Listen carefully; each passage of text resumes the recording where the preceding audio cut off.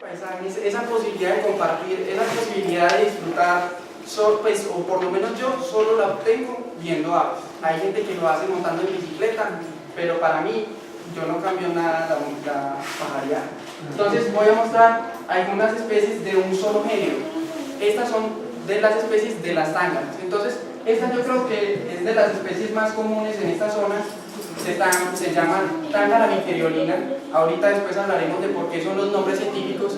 Esta normalmente está en la zona cafetera. No sé si ustedes alguna vez cuando le ponen platanito a los pajaritos, porque es que no solo los pájaros locos somos los que salimos al campo y nos los aprendemos los nombres científicos, sino todo aquel que le pone plátano a un pajarito y disfruta viéndolos, ya para mí eso es un pájaro, porque disfruta viéndolos como así sea que peleen en un comedero. Fuera de eso tenemos la tángara vitriolina, perdón pues por la definición, las fotos no están saturadas. Estas son fotos robadas entre comillas, pero yo creo que sirven, la idea de los autores es... ¿Es la misma? No, son dos especies. Esta solamente tiene la cabecita roja y esta solo tiene la cabeza roja. Pero tángara girola y tángara vitriolina. Esta es la girola. Entonces, son las dos especies más comunes de la zona cafetera. Tenemos también la tángara basori. Entonces miren la variedad de colores, no solamente pues vienen en un tono y en un tamaño, tenemos variedad de todas las formas, colores. Tenemos la tángara inornata, que a pesar de ser muy pálida, entre comillas, para mí es de mis tángaras favoritas, me parece muy elegante y fuera de eso tiene un hombrito azul. Esta... ¿Es lo mismo que Tropis palmarum? No, este no es Tropis palmarum. El Tropis palmarum es más verdoso y se parece pues a... ¿Cómo se llama ese? Este se llama tángara inornata. Aquí todas estas son tángaras. Esta tangarita, entonces miren, esta tángara es de clima cálido, esta también es de clima cálido, saliendo 5 minutos de aquí uno ya la puede encontrar en el ecoparque Los Alcázares, estas dos primeras. A 5 minutos de aquí, en la reserva de Río Blanco, incluso un poquito más abajo, uno se puede encontrar con la tángara basori, también subiendo por el Termales del Otoño y Termales del Ruiz. Esta tángara inornata se ve en el Magdalena Medio normalmente, entonces nos toca irnos hasta Victoria, pero no necesitamos salir de Caldas para conocerla.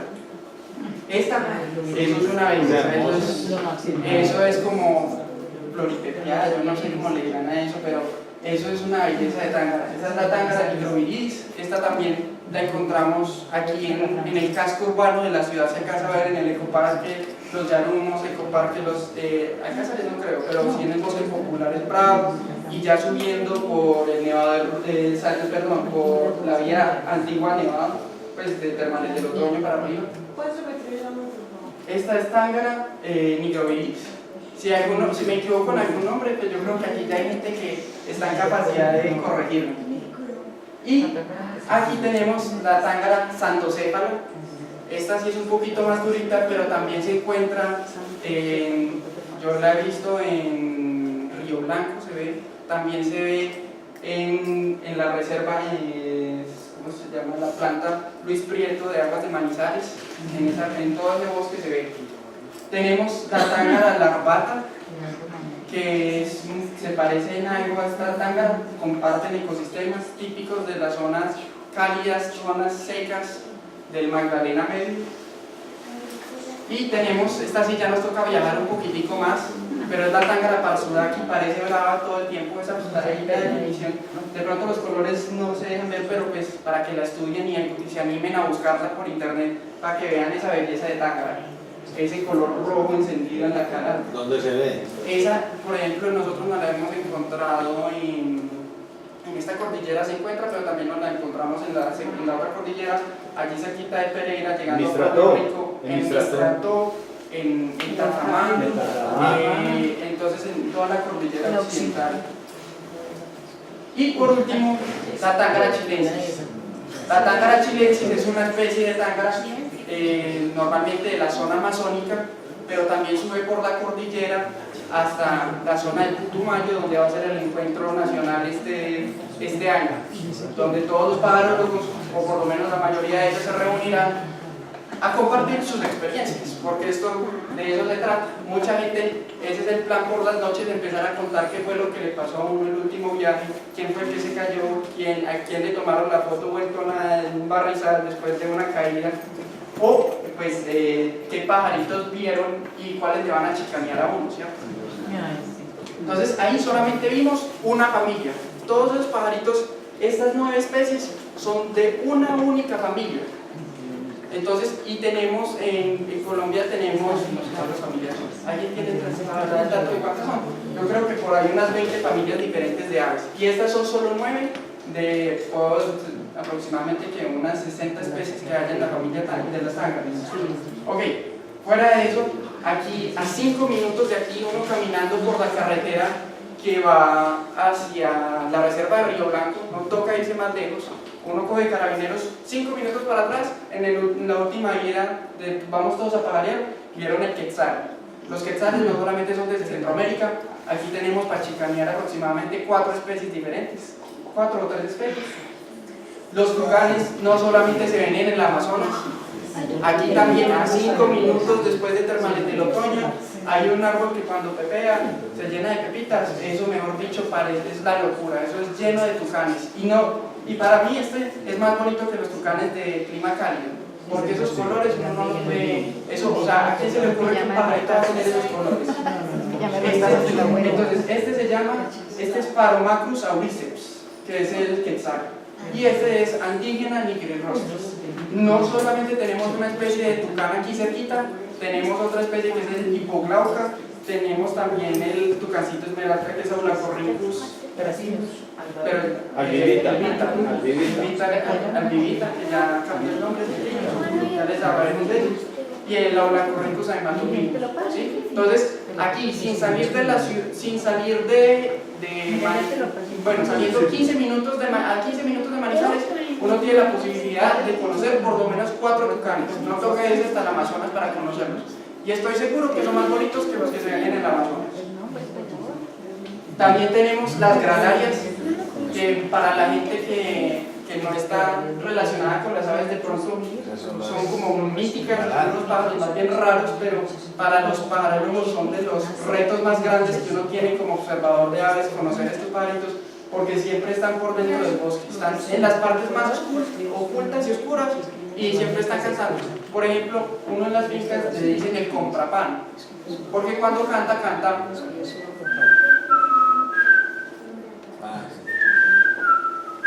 Entonces normalmente se escucha en las fincas de zonas frías, de aquí para arriba hasta el Nevado. Y también, para los que no saben, nosotros también tenemos cuervos, pero nuestros cuervos no son feos como los americanos, o por lo menos no son negros como los americanos, sino que los tenemos de múltiples colores, no solamente azules. Este también se encuentra en la reserva de Río Blanco. Entonces, conocer este tipo de especies son de las cosas que a uno lo hace cada día, querer seguir pajareando. Yo creo que esto es como se vuelve casi que una adicción. Uno entre más pajarea, más ganas tiene de seguir pajareando. Ahora sí, les quiero dar la bienvenida. La charla que les traigo hoy se llama Introducción al mundo de las aves. Mi nombre es Juan Antonio Campo y pues pongo este dato no por chicanear, sino porque me parece interesante que no se necesita ser un no biólogo o haber estudiado alguna ciencia relacionada con la biología o cualquier cosa de eso, sino que cualquier persona está llamada a disfrutar de la observación de aves, ¿sí? Yo soy ingeniero electrónico, ingeniero electricista, y cuando me necesiten con mucho gusto, ya saben cómo contactarme. Yo estoy en la sociedad, en las pajarías me pueden conseguir. Prefiero que me hablen de pájaros que de ingeniería, pero pues también me gusta mucho la ingeniería. La charla que les voy a traer hoy, entonces, vamos a ver como un recorrido de qué se necesita para observar aves. Entonces, elementos para ver aves, partes de un ave, las familias, los nombres, cuándo se ven las aves, costumbres y comportamientos, la clasificación y los ambientes y distribución. Todos estos factores son los que forman a un pajarólogo y lo hacen como aprender a diferenciar las aves. Pero primero, ¿qué se necesita para ver aves? Entonces, uno cuando va a pajarear normalmente carga su maleta, cada uno tiene su maleta, y entonces siempre carga alimento y líquido. Pues aquí no lo traje porque no lo comimos en el último viaje, pero uno siempre carga sus sándwiches, su maní, sus cositas para compartir, porque eso sí es muy importante, uno siempre está con cosas para compartir. Los binoculares, que yo creo que es el elemento más importante que uno siempre tiene que cargar en el morral. hay muchos tipos de binoculares, ahorita vamos a hablar, si quieren los vamos rotando así suavecito. Los binoculares, una libreta y lápiz. En este momento la saqué, pero esa libreta también ha evolucionado a un celular donde podamos anotar lo que hemos observado. Y tenemos entonces ya aplicaciones como Eciver, donde todos los pajareros del mundo compartimos nuestras experiencias y mostramos qué es lo que hemos visto. ¿Cómo se llama? Iber, E-B-I-R-D. Y una guía de campo. Las guías de campo, en este momento en Colombia estamos tratando de mejorar esto, pero entonces estas guías son tal vez el elemento más importante cuando pagaríamos, porque a partir de lo que les vamos a mostrar ahorita, uno se tiene que remitir a la guía para aprender qué es lo que está viendo, ¿sí? Entonces, vamos por este lado. Y la cámara. Pues la cámara sí es opcional, porque para mí un buen observador de aves no necesita una cámara para apreciar. Pero pues cada quien tiene sus gustos, entonces fuera de observadores también tenemos fotógrafos. Entonces cada quien encuentra su hobby y ve qué es lo que más le gusta, ¿cierto? Y pues entonces esto es muy abierto, entonces cada quien tiene su forma de disfrutar las aves. Entonces fuera de los binoculares, la guía de campo y la libreta de campo, uno también tiene que cargar siempre su buen sombrero, porque el calor uno nunca sabe dónde va a terminar. La otra vez yo me fui en camiseta y supuestamente íbamos para clima caliente. Cuando pues ay mira, el nevado está despejado, entonces terminamos subiéndonos al nevado y yo aguantando el frío y pues no podía decir nada, porque pues uno tiene que saber que uno tiene que ir preparado para donde sea. Una ropa cómoda de colores discretos, preferiblemente colores oscuros, color tierra, color negro, color gris, camuflados, por ejemplo, aunque a mí los camuflados no me gustan, porque pues el país todavía estamos superando una época difícil y mucha gente todavía lo asocia con problemas, entonces es mejor, pues yo personalmente prefiero no utilizar. Y calzado cómodo, unas botas cómodas o unos tenis, pero los tenis pues, depende de donde uno vaya a ir, ¿cierto? Porque hay unas zonas donde uno se mete y se embarra hasta la codorniz. Y opcionalmente pues la cámara, ¿cierto? Entonces los binóculos normalmente se seleccionan dependiendo de su aumento, entonces tienen dos números, tenemos los aumentos, las dioptrías, y tenemos también el diámetro de salida de los binóculos. Son los dos parámetros que tienen los binóculos. Normalmente trabajamos con 7, 8 y 10 y los diámetros entre 30 y 50. ¿Sí? Entonces, uno, dependiendo de lo que uno quiera, entonces compra sus binóculos. Entonces, unos binóculos 7 no aumentan tanto, pero dan un campo de visión más amplio, o unos binóculos 10 que acercan más, pero entonces tienen un rango de visión más reducido. Y dependiendo de la luminosidad que uno quiera, entonces uno escoge sus binoculares. Como uno normalmente está desde el amanecer hasta el atardecer viendo aves, entonces uno debe buscar dioptrías normalmente entre 7 y 10 y con amplitudes entre 35 y 42, y 50, perdón. Entonces, lo más recomendado son binóculos 8x40, 8x42 o 10x50. Las guías de campo. Si uno no tiene una guía de campo, se puede subir aquí. En el segundo piso tienen, yo creo que de las mejores colecciones de guías de campo y tienen aproximadamente 100 libros relacionados con aves. Entonces, este libro lo tienen aquí, este libro lo tienen aquí, este libro lo tienen aquí y estos dos libros lo tienen aquí. Son 5 libros que yo creo que son fundamentales. Bueno, no son fundamentales porque yo solamente tengo estos dos, pero que sí sería muy bueno tenerlos, porque estos dos libros entonces son paserinos y no paserinos, y todas las aves del norte de Sudamérica, la guía de campo de proaves y la primera guía que yo creo que todos los paralólogos de hace un par de añitos fue la que tuvimos, la Biblia para nosotros, la Biblia de los paralólogos, que es la guía de aves de Colombia de Hilty y Brown, ¿sí? Fuera de eso, las libretas de campo y la comida, las libretas de campo para qué se utilizan, entonces ahí uno describe los detalles de las aves que uno no logró identificar, entonces tenía la cabecita de tal color, el cuerpo de tal color, el comportamiento, el área donde las vio. Y la comida, entonces pues uno normalmente carga con barras energéticas, pues de esas de maní, con frutas, que uno también en las fincas normalmente le regalan una mandarina, una manzana, cualquier cosita y galletas y parma, como dicen por ahí, para compartir. ¿Sí? Ahora vamos a entrar en algo más específico, que son las partes del ave. Uno no se tiene que aprender todas las partes del ave, pero sí debe aprender a diferenciar las diferentes partes. Entonces, cuando uno ve un pajarito, uno dice, ¿hasta dónde le llega el negro? Entonces uno dice, no, le llega solamente hasta el pico, no, le llega hasta la garganta. Entonces, dependiendo de hasta dónde se distribuyan los colores y cómo sean, entonces es que uno puede aprender a diferenciarlos. ¿Sí?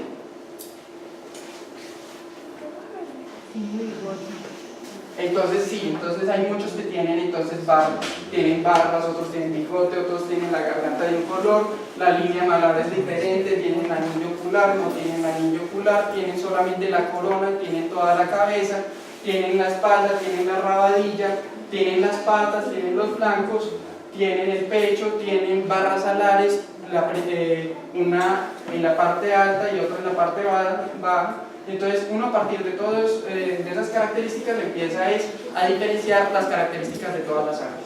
¿Sí? Fuera de eso también tenemos los picos. Los picos pueden ser como la primera herramienta para identificar rápido a qué familia pertenece. Entonces tenemos las rapaces, entonces, que tienen un pico como en punta para poder arrancar a las presas, pues para despedazar. Tenemos las plataleas ajaja, que tienen un pico para filtrar, pues para comer, igual y parecido, pues aunque el flamingo tiene ese pico para filtrar, entonces tiene como unos pelos. Tenemos los colibrís, que yo creo que todos saben para qué sirve el pico del colibrí, que es largo para poder entrar a las flores y alcanzar el néctar. Tenemos entonces los picos largos para pescar, tenemos los picos de los loros, que son duros para partir semillas. Tenemos también este otro tipo de pico de los espigueros, que son duros y triangulares para partir semillas, los atrapamoscas. Y tenemos pues las familias parecidas a los tucanes, o los afines con los tucanes, ¿verdad? Con unos picos grandes para consumir frutos bulbosos y grandes. Fuera de eso, también por las patas son muy útiles para identificar. Entonces, por ejemplo, los que nadan tienen las patas palmípedas para poder arrastrar el agua. Tenemos los que corren sobre las plantas de los buches de agua y todas esas, entonces tienen que tener patas muy grandes para redistribuir el peso y que no se hundan. Tenemos los que se perchan, que normalmente son como los gorrioncitos y todos estos pájaros, ¿sí? Los que corren como los correcaminos y hasta incluso las gralalias. Y las cazadoras, por ejemplo, que tienen esas zarpas grandes para coger todo lo que se encuentre por el camino. Y también tenemos los trepatroncos y los carpinteros, que tienen las patas especializadas, 2 dedos hacia el frente y 2 dedos hacia atrás, para poder trepar con facilidad y que les dé más soporte. Y tenemos las plumas. Dentro de las plumas también tenemos características. Entonces están las timoneras, que son las que dan direcciones. Tenemos las remeras y así sucesivamente, unas que son para calentar, otras que sirven para darle dirección y así sucesivamente.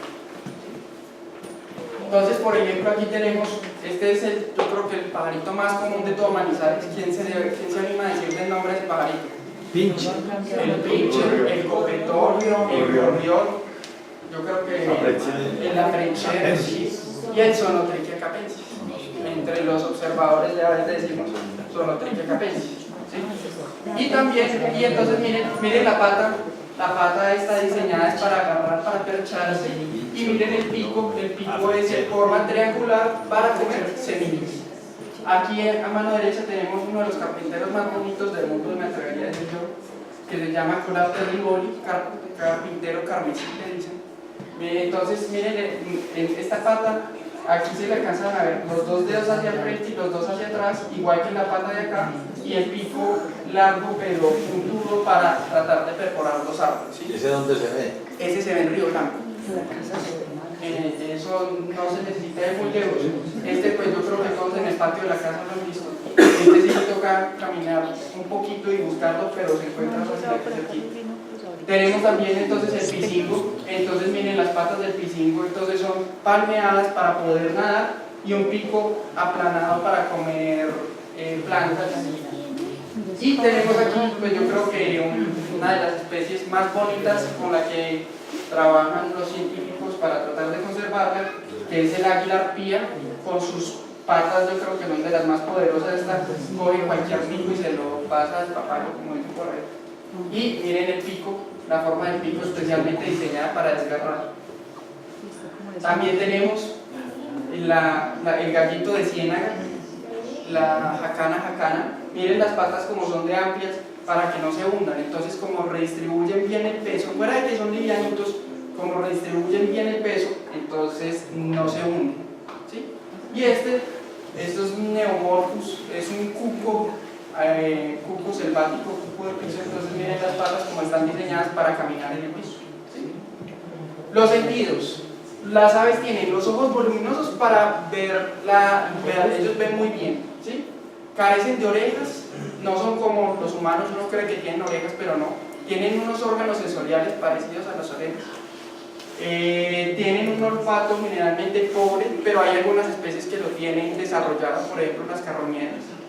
Un gusto poco desarrollado. Entonces yo no sé si ustedes alguna vez han visto comiendo, hay unas tangaritas que les encanta el ají pajarito, ¿qué le dicen? Yo creo que recibe incluso el nombre porque son los pajaritos los que se comen el ají pajarito. Y el tacto, como en el pico y las patas, aunque la verdad no se está allá. Entonces, una forma de diferenciar las aves también es por sus siluetas. Uno no necesita conocer las aves a profundidad para saber en qué familias catalogarlas. Entonces, por ejemplo, la primera, yo creo que todos hemos visto este pájaro alguna vez en una película, un avestruz. Y miren que no necesitábamos los colores para saber cuál era, ¿cierto? Entonces, los reinidos, por ejemplo, en ñandú en Latinoamérica, en el sur, bien.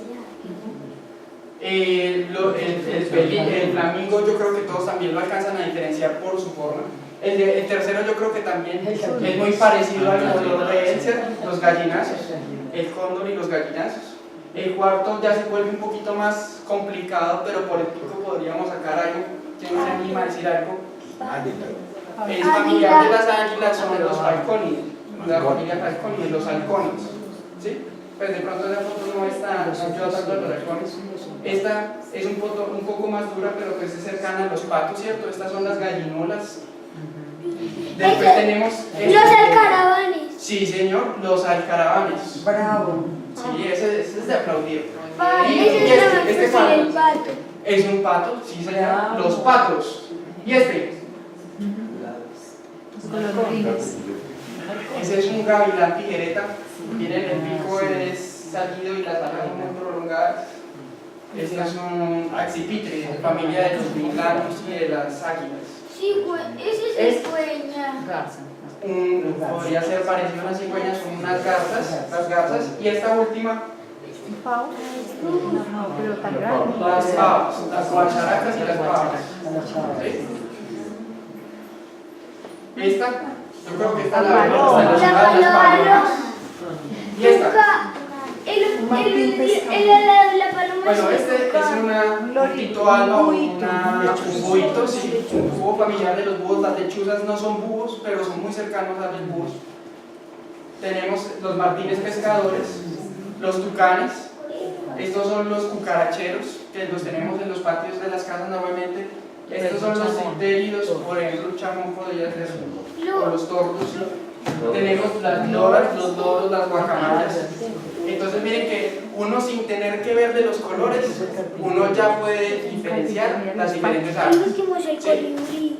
Tenemos los carpinteros, pero también en ese grupo con esta morfología podrían entrar también los trepatroncos. Los trepatroncos son muy parecidos a los carpinteros, pero a diferencia de que los carpinteros perforan los árboles para alcanzar sus alimentos, los trepatroncos lo único que hacen es ir en busca de insectos que van sobre los troncos. Entonces se van recorriendo todo el tronco y van buscando, normalmente en colores más pálidos. Esta es una golondrina paradita, normalmente uno las ve volando y tienen una forma diferente, después vamos a ver una vez así volando. Y los colibríes, el pico es muy característico. El picaflor. Los picaflores, los colibríes. Y esta última familia, no sé si alguien se atreva a darle nombre, esa ilustración es difícil. Esa ilustración es dura de identificar, pero esa es de los cuervos, Corvide. Entonces ahí está la cianolica armilata, perdón. Tenemos también el Cianocorax inca, el querqués, no sé si ustedes conozcan el Ríquer, que es las urracas, todas están ahí metidas. Ok, ahora, ¡Es Barranquillo! ajá, y entonces, ¿por qué? Aquí es donde surge la pregunta. ¿Por qué los nombres científicos? Y entonces a uno le dicen, oye, ¿ustedes por qué se complican la vida poniéndole unos nombres tan raros a los pájaros? No es más fácil decirles Barranquillo. Pues, ¿qué pasa? Es que en esta foto, en estas 4 fotos, son 4 especies diferentes de pájaros. Todos son barranquillos diferentes. Y todo el mundo los conoce como barranquillo, el barranquero, el relojero, el pájaro bobo, el burro, entre otros, porque hay más nombres. Entonces uno va a una finca y dice, ah, sí, allí se para el burro. Sí, allí se para el relojero. Y dependiendo de la zona donde uno va, entonces le dicen el nombre diferente. En cambio, el nombre en latín es único e irreemplazable. Puede variar dependiendo de lo que los científicos vayan descubriendo, entonces dividen y hacen sus cambios. Pero entonces aquí tenemos, por ejemplo, el Momotus surrubensis, que es de la parte baja. El siguiente es el Momotus equatorialis. Sí, señor, que es de las partes altas. Entonces ese es el que tenemos aquí, que nos come plátano en los patios de las casas. Es el ave emblema. Yo creo que Manizales, que se respete, conoce un barranquillo, ¿cierto? Ya uno siempre que va a una casa dice, ¡ay, aquí llega el barranquillo! Y uno, sí, señor, aquí es. Tenemos el Electroplatirrincum, que entonces ya miren que es muy parecido a estos, pero tiene de aquí para arriba todo es zapote. Este se ve en Victoria Caldas, lo vimos hace 15 días que estuvimos por esos lares. Y el Barictengus martin. El Barictengus martin, mire que se diferencia. Aquí, por ejemplo, podemos ver por qué es importante ver la coloración. ¿Sí? Entonces, miren, los 4 tienen el mismo pico, los 4 tienen la misma cola, pero la distribución de los colores varía. Entonces, miren, este tiene ese pecho café, mientras que este lo tiene un poco más verdoso. ¿Sí? Uno. Estos dos tienen la ceja, tienen una ceja azul fosforescente. Miren que estos dos no. Miren que este, el color rufo o café le llega únicamente hasta el pecho, mientras que a este le baja hasta las patas. ¿Sí?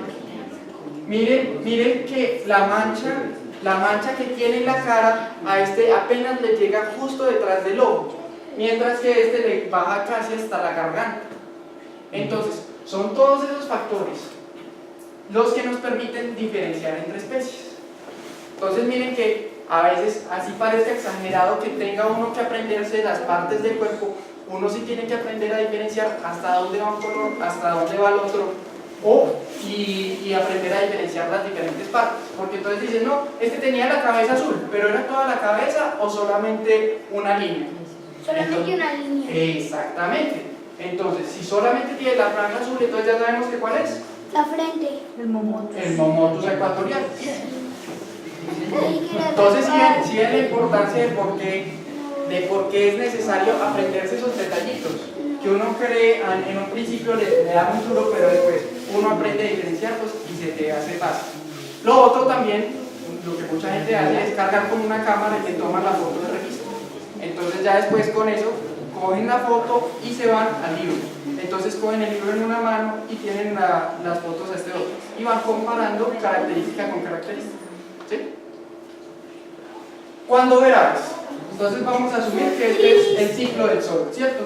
Entonces las mejores horas para ver aves, para los observadores de aves que son los reduros, los expertos, pues los que hasta llevan 12 horas de camino solamente por ver un pajarito, entonces comienza a las 5 de la mañana el pajarito.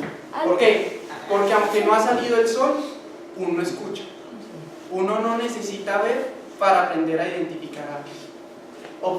Escuchar las aves puede ser el 50% de la observación de aves. ¿Sí? ¿Por qué? Porque cada pajarito tiene su canto diferente. Porque el pajarito llama a la pajarita con su canto y él no busca a otras especies. Entonces a él le interesa solamente que el otro lo reconozca a él. Entonces cada especie tiene su canto diferente. Las mejores horas para ver aves, donde se ve mayor cantidad de aves, normalmente es hasta aproximadamente las 9, 10 de la mañana. Cuando uno ve la mayor cantidad de aves desde las 6 de la mañana hasta las 9 de la mañana. El mediodía normalmente es muy duro. Es cuando menos aves vemos. Se le dice la hora boba entre las 11 y la 1 normalmente se le dicen las horas bobas porque los pajaritos se escondieron, se están acicarrando, ya comieron, entonces están ahí sentados, perchados por ahí. A veces se ven las rapaces. ¿Por qué? Porque las rapaces utilizan las corrientes térmicas. Entonces las rapaces normalmente no son tan madrugadoras, sino que esperan a que sea un poquito más tarde cuando ya hay termas, que son las corrientes de aire caliente que suben. Entonces ellas, como son aves tan grandes, entonces tienen una envergadura mucho mayor y pueden coger las termas y empiezan a dar círculos.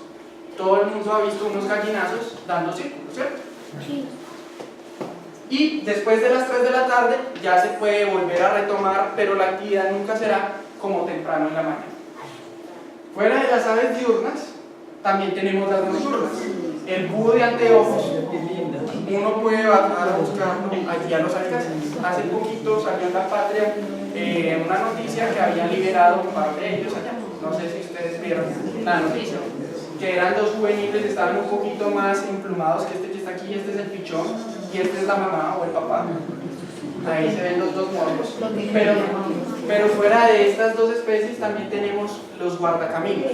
No sé si alguien ha ido por el campo alguna vez en un carro y entonces cada que uno va avanzando como que salen pájaros a volar, ¿sí?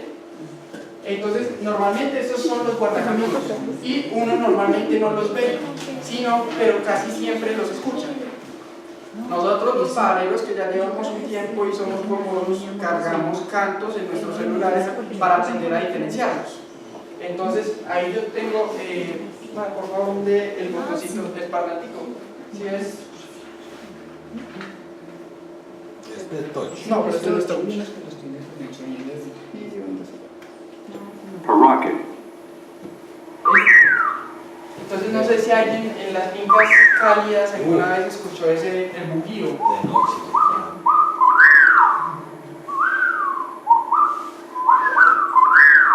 Entonces cada especie tiene su canto diferente. Entonces uno no necesita verlas. Entonces es de noche, totalmente oscuro, y uno escucha el...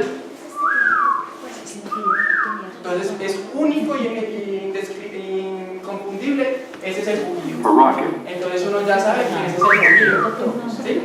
Entonces ya no hay problema. Entonces ya con eso uno aprende a diferenciar las especies. Entonces los pájaros locos que se levantan a las 5 de la mañana les gusta solamente escuchar. Entonces escuchan los bujíos, los búhos, las gregarias, los tapaculos, que son unas especies de pajaritos muy particulares, el nombre aún más particular, y así sucesivamente. Todos los pajaritos tienen nombre diferente, señor. Pues nosotros propiamente que pues esto es una experiencia nueva, nosotros que salimos a montar en bicicleta pues temprano, 5 y cuarto de la mañana, pues a mí me encanta también pues todo el tema de las aves y los cantos, y pues he logrado pues grabar algo. No sé, ustedes que conocen los sonidos dicen. Entonces mucha gente dice que es muy rico levantarse con los pájaros. Pues aquí Entonces ahí se escucha facilito el sonotriquia capensis.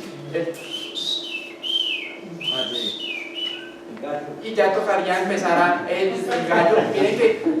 Miren que todos los gallos cantan parecido. O me van a decir que no. Y es porque todos pues pertenecen a la misma familia, ¿cierto? Entonces uno puede ya pues, aprender de eso, señor. Una pregunta de algo que me enteré hace poco. Estas prácticas de playback. Playback. ¿Qué uso tiene? De pronto muchos no sabemos como tal qué ventajas y qué desventajas tiene. Entonces, el playback, entonces los pajaritos, como les decía, buscan a sus... Entonces los pajaritos son territoriales. Yo creo que ustedes, no sé si algunos han tenido la oportunidad de ver un bebedero de colibrís. Entonces uno tiene el bebedero y tiene 4 huequitos. Pues no, los pajaritos los colibríes quieren el bebedero es para ellos, o sea, entonces ellos se agarran a matarse si es necesario, pero ellos quieren el bebedero para ellos. Entonces hay pajaritos que también son territoriales, entonces ellos con el canto también lo utilizan para definir sus territorios. Entonces, como diciendo, yo estoy aquí, o para atraer las hembras, entonces decirle, venga mamita, venga para acá, venga que para eso. Entonces así sucesivamente. Entonces, cuando uno les pone el playback, ellos se sienten atraídos porque dicen, oye, ¿y usted quién es de aquí? ¿Y este quién es que viene a meter aquí a mi territorio? Entonces ese tipo de, por eso el playback lo utilizan es para tratar de atraer a los pájaros. Eso es una herramienta que es polémica porque entonces la gente, pues los que saben, dicen que eso estresa a los pajaritos porque los pajaritos están ahí mirando, buscando a ver dónde está el otro y entonces lo buscan y a ver, y se suben y se bajan y lo buscan y no aparece por ningún lado. Dime. ¿Dónde es que se ven esos búhos?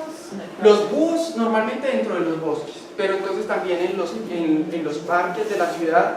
La otra vez yo estaba en un parque allí en Palermo cuando pasó por encima una lechuza y les dicen lechuzas de campanario porque hay iglesias donde se meten esas a nidar y también en los graneros donde hay muchos ratones, entonces también se hacen ahí. Entonces uno puede encontrar búhos en los parques, búhos en los bosques, ¿sí? Entonces por ejemplo en el ecoparque Los Alcánzares hay, en Río Blanco hay, en todos los bosquecitos. Y hay búhos que son así de grandes, búhos de unos 10 o 15 centímetros, como hay unos búhos que pueden ser de hasta un metro más largo. No sé, Edwin nos pueda colaborar con qué dimensiones hay. Hay muchas dimensiones, entonces pues, y aquí en Colombia tenemos de todos los tamaños. Entonces, los búhos, las lechuzas tienen la cara en forma de corazón. Pues es una característica, pero es que no sé. Es que es muy difícil, o sea, los búhos, pero es que no todos tienen orejas, es que justo escogimos un país donde tenemos tanta variedad que es muy difícil marcar, o sea, las lechuzas solamente hay unas, y son blancas, normalmente blancas o cafés, ¿sí? Y tienen normalmente, la forma de la cara es particular porque los ojos son como achinados, por así decirlo, entonces mientras que los búhos tienen los ojos redondos. Pues, o sea, eso sería como mi opinión, pero no es una opinión, pues que uno diga, no, ya me dijo que son así, entonces, pero uno cuando ve una lechuza, la diferencia del búho. Dime. Esos que en el campo se les dicen currucados. El currucao y todos esos vienen siendo guardacaminos, ¿no? Ah, o el Currucao. Son Que incluso cuando estaba pequeño le decían que lo llame y ellos se van como acercando. Ellos sí. el Megascope. Sí, entonces, por ejemplo, ya les pongo un canto para que lo conozcan del Megascope Choliva, que es el Oliva, perdón, que es el más común en esta zona.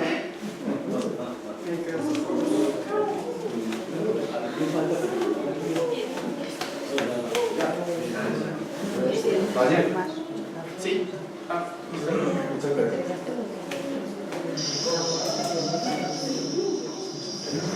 Entonces este también se oye en las fincas de las zonas cafeteras normalmente en la noche y mucha gente les tiene miedo a estos pájaros porque dicen que son aves de mal agüero o cosas parecidas, pero estas aves son... ¿Cómo se llama? Se llama Megascops Pero es de la familia de los búhos, sí. Y este es un buito, entonces miren, ese búho de ahí puede medir unos 30 centímetros, de pronto incluso más. Este es de los búhos más grandes, mientras que el Megascops coliba puede ser del tamaño de un lapicero, ¿sí? Entonces por ahí así de grande, es un buito muy chiquito y normalmente se hacen cerquita de las casas y ellos son muy importantes porque ayudan a controlar especies como los ratones y otros roedores. Entonces ellos normalmente se encargan de hacer el control de este tipo de especies. Y por ejemplo aquí tenemos una especie muy particular que también se ve aquí en Manizales. Yo la he visto en San Marcel, en el conjunto San Marcel, en la parte de atrás, o sea en la zona urbana de Manizales, volando a un macho de Oroxalis lira. Entonces este es un guardacaminos, pero miren el tamaño de la cola, ¿sí? ¿Por qué tiene la cola tan larga? Es que eso es lo chévere de los pájaros, que uno no sabe por qué tienen esas cosas, porque es que, o sea, uno no le cabe en la cabeza, es como los colores. ¿Por qué los pájaros tienen esa variedad de colores? ¿Por qué no todos los pájaros son de un solo color? Esas son cosas pues, que son la evolución, o yo no sé qué podría ser, pues no podría darles una razón de por qué. Pero los machos tienen la cola larga, mientras que las hembras son muy parecidas a tienen la colita cortita. Entonces los machos la utilizan es para contonearse y mostrarle a las hembras, yo soy el de la cola más larga, yo soy el más bonito. Entonces, estos son guardacaminos, estos dos, y esos son búhos. Listo. ¿Estás con la cola así o están formadas? No sé. Yo creo que ellos, cuando son juveniles, no tienen esa cola tan larga. Sí, pero yo creo que ellos incluso pueden mudar las plumas. Dime. Esa cosa donde tú tienes como los sonidos de los pájaros, ¿es una aplicación o...? Eso es una colección que yo he ido recolectando con el tiempo. Pero hay una aplicación, es una página web que se llama Xeno Canto, XENO Canto, donde uno puede... ¿Alguien faltó por ver los binóculos y por ver la guía de campo? Ya los paso. Pero los binóculos son los que no... Y por filmar, no, pero es que Mira, por allá, mira, ahora la devolvemos. Se me olvidaba decir, uno normalmente como pajarólogo siempre cargamos sombrilla o cargamos carpa, porque uno nunca sabe dónde los va a coger. Impermeable carga. Y tal vez lo más importante, que mucha gente se le olvida y que yo creo que debería ser lo primero que empaquemos. Ojalá nunca tengamos que utilizar un botiquín de primeros auxilios. Uno debería siempre tener su botiquín de primeros auxilios. Uno nunca sabe cuándo alguien se va a torcer un pie, cuándo alguien se va a cortar, cuándo se va a caer en un alambrado. Entonces, este es el implemento que uno no quisiera utilizar nunca, pero el que siempre debería cargarlo.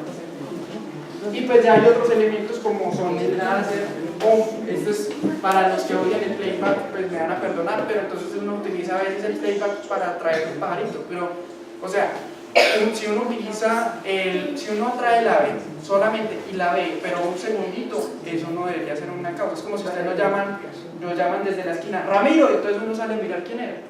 No pasó nada, ¿cierto? Y uno también lo puede utilizar para identificar. Entonces, uno normalmente carga su parlantico, especialmente los pies. No, yo creo que eso es todo. Una bolsa plástica, esas bolsas plásticas son muy buenas para sentarse. Uno a veces está por allá en campo y entonces quiere sentarse en el piso y mentiras que no hay donde. Entonces uno pone la bolsa plástica y mejor dicho queda como un rey. Y repelente bloqueador. Repelente y bloqueador. Ese pues sí. A mí, por ejemplo, la otra vez estábamos en Victoria Caldas y me eché repelente, pero no suficiente. Y me cogió el GM y yo parecía una mazorca. De eso yo tenía picadura sobre picadura. Bueno, las costumbres y el comportamiento. Cada especie tiene, cada, podríamos decir, familia tiene su comportamiento particular. Los atrapamoscas tienen un comportamiento muy chévere. ¿Por qué? Porque entonces los pajaritos normalmente seleccionan ramas altas y se perchan en el punto más alto. Y entonces ellos están ahí pendientes a ver qué insecto ven. Entonces cuando ven el insecto se tiran. Van, cogen el animalito y se devuelven. Y perchan en la misma ramita, en el mismo puntico. Entonces uno ya sabe diferenciar atrapamoscas. ¿Por qué? Porque escogen puntos externos de los árboles y hacen ese movimiento. Entonces circulares. ¿Sí? Y normalmente siempre vuelven a la misma rama. También los carpinteros, pues los carpinteros siempre están sobre el tronco y picotean, ¿sí? Tenemos los búhos. Normalmente los búhos son difíciles porque pues normalmente no los vemos, pero de día si uno les encuentra el dormidero se vuelve fácil observarlos. Entonces se quedan quieticos, normalmente dormidos. Los gorriones, yo creo que todo el mundo ha visto un gorrión paradito en un alambrito o en una perchita y se ponen a cantar ahí, ¿cierto? Las rapaces, las águilas y los halcones y todos estos, los gallinazos también. Entonces ellos lo que hacen es que cogen las termas y empiezan a subir. Entonces uno normalmente los ve en las corrientes dando círculos, ¿sí? También están los insontes. Yo creo que ustedes los han visto, que son como recorriendo por ahí los campos. Los colibríes, yo creo que todo el mundo sabe cómo es un colibrí. Entonces se acercan a las flores y vuelan ahí y revolotean. Y las golondrinas entonces tienen un vuelo totalmente errático. Entonces ellas son volando ahí haciendo piruetas y maromas todo el tiempo. También, perdón, aquí me faltó los cucaracheros. Los cucaracheros, entonces uno normalmente los ve por el piso o por las paredes, buscando los huequitos donde buscar los insecticos. ¿Sí? Todo el mundo yo creo que ha visto un cucarachero en una casa y prefieren, y les gusta mucho hacer minas en los techos o los techos. Y las mirlas pues también, las mirlas son en el suelo también, uno las ve saltando. Uno no las ve, normalmente uno no ve las mirlas volando, uno las ve saltando por ahí. No sé si ustedes han tenido la posibilidad de ver una mirla mallera o una mirla patiamarilla, que son ahí, que saltan. ¿Listo? Entonces, por ejemplo, hay algunas rapaces como los accipiters, que son los accipítridos, entonces ellos prefieren, vuelan horizontalmente, entonces no pueden diferenciarlos de otras rapaces. Las rapaces entonces hacen círculos. Y, por ejemplo, los carpinteros tienen un vuelo muy particular. Entonces, los carpinteros, digamos, el carpintero está en este árbol y se tiran, ellos se sueltan. Y entonces bajan, abren y aletean. Y entonces, como que suben y se dejan caer, aletean. Entonces, es un movimiento como haciendo ondulante. Sí, entonces, ¿Y por qué tienen que estar en fila o ahí se ve? Estas son muchas fotos del mismo pajarito volando. Entonces, para demostrar, entonces, él recoge las alas. Entonces, miren, cuando él sube, recoge las alas y se deja caer. Y cuando ya está otra vez abajo, abre las alas y vuelve y se deja caer. Abre las alas y se deja caer. Entonces, es un vuelo muy particular que tienen los carpinteros. ¿Sí? También los colibríes, pues yo creo que son todo el mundo conoce cómo vuela un colibrí, pero es un vuelo muy particular, porque son las únicas aves que vuelan hacia atrás. Entonces ese vuelo es una característica muy importante con la que uno puede aprender a diferenciar un colibrí de otras cosas. No sé si ustedes han visto un pájaro que le dicen el Espíritu Santo, que es un pájaro, es un gavilán que normalmente se para y empieza a aletear así. Y es blanco y normalmente los potreros. No sé si ya han tenido la posibilidad de verlo. Entonces, esa es una forma de diferenciarlo, ¿cierto? Entonces, con ese tipo de características uno puede aprender a diferenciar las aves. Fuera de las aves que nosotros tenemos residentes, Colombia está situado en el mejor punto para ver especies migratorias. ¿Por qué? Porque tenemos las especies boreales que vienen del norte, que vienen desde Norteamérica. Por ejemplo, estos son mapas que muestran el comportamiento. Entonces aquí las especies suben al norte y cuando es invierno bajan hasta Colombia y parte norte de Sudamérica. Pero también estamos muy bien ubicados para las especies boreales y las australes, perdón, sí, gracias. Entonces, porque hay especies también que vienen desde el sur de Sudamérica y suben hasta estas zonas. ¿Sí? ¿Por qué tienen que cambiar de colores? Porque son los pajaritos. Entonces, todos esos puntos es donde han visto unas especies. Entonces, esa es la recopilación de 20 especies migratorias con la herramienta IBER. Entonces, ¿para qué funciona la herramienta IBER? Entonces, uno en IBER va mostrando, uno va recogiendo lo que uno va viendo. Entonces, como todos los pajareros del mundo están metiendo la información, entonces los pajaritos de repente desaparecieron en Norteamérica. Todo el mundo está pajareando, pero no ven el pajarito. Y ahora todos los de Latinoamérica lo estamos viendo. Y en la otra temporada no los vemos nosotros, sino que los ven ellos. ¿Por qué es? Porque las especies están migrando, están variando de altitud del planeta. ¿Sí? Entonces esas herramientas son muy útiles para comprender cómo se comportan las especies. Y hay mucha diferencia, Juan, entre las boreales y las australes. Supuestamente tienen ciclos totalmente opuestos, porque cuando están en verano en el norte, están en Y invierno las en el especies sur. son muy diferentes. Sí, casi hasta donde yo sé, casi todas las migratorias son diferentes. Pero cambian los pajaritos, pues se ven distintos. Allá se ven de un color y aquí se ven de otro. Sí, y también entonces los pajaritos, no sé, aquí tenemos la posibilidad de ver los pajaritos en las coloraciones.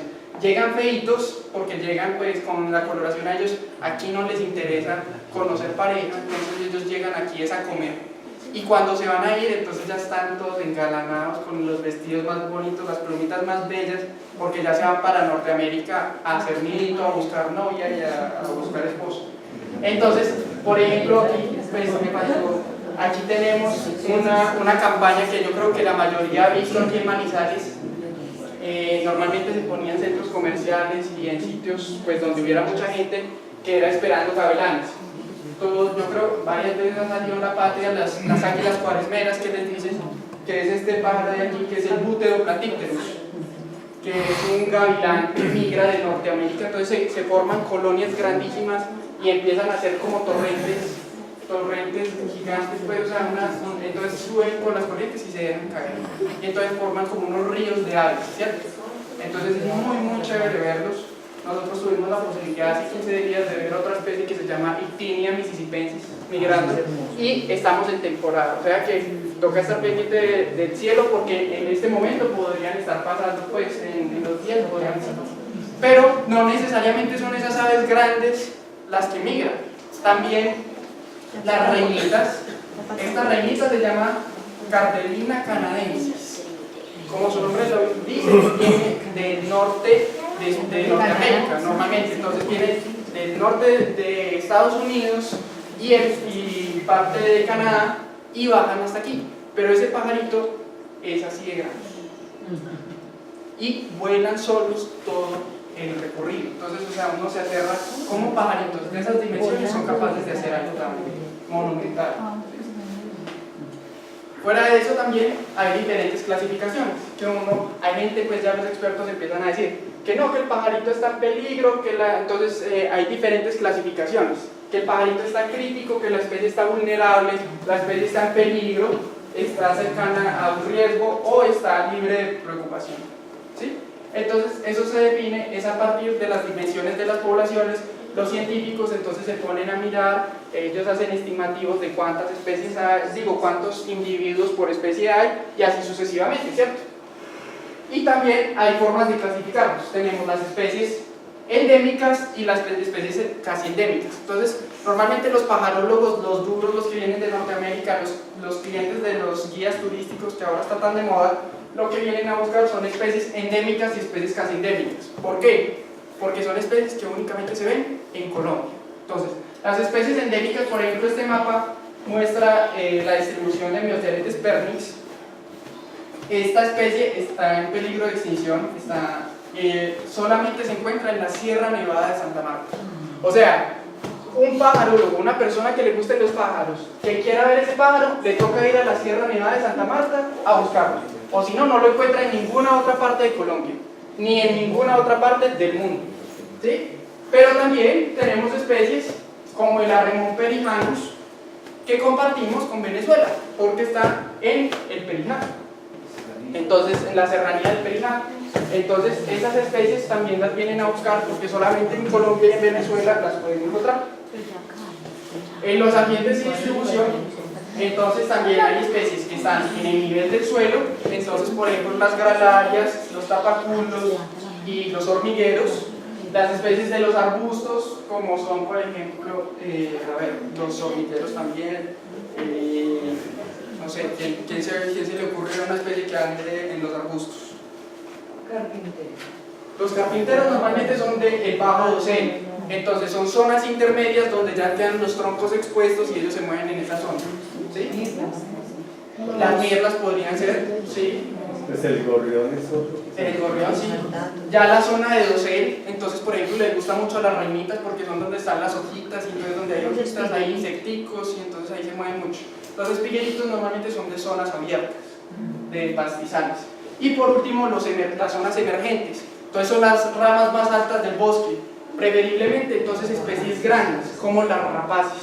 Entonces las águilas buscan las ramas más altas y esperan a ver cuando ven un mico y ¡bum! Y se le tiran y se lo comen, ¿cierto?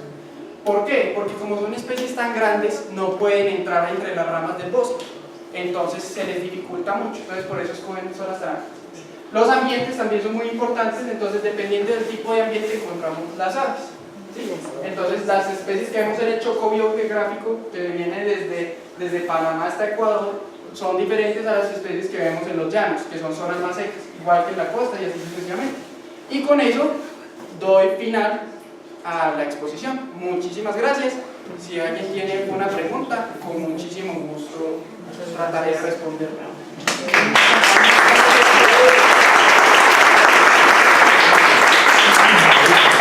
Asistencia.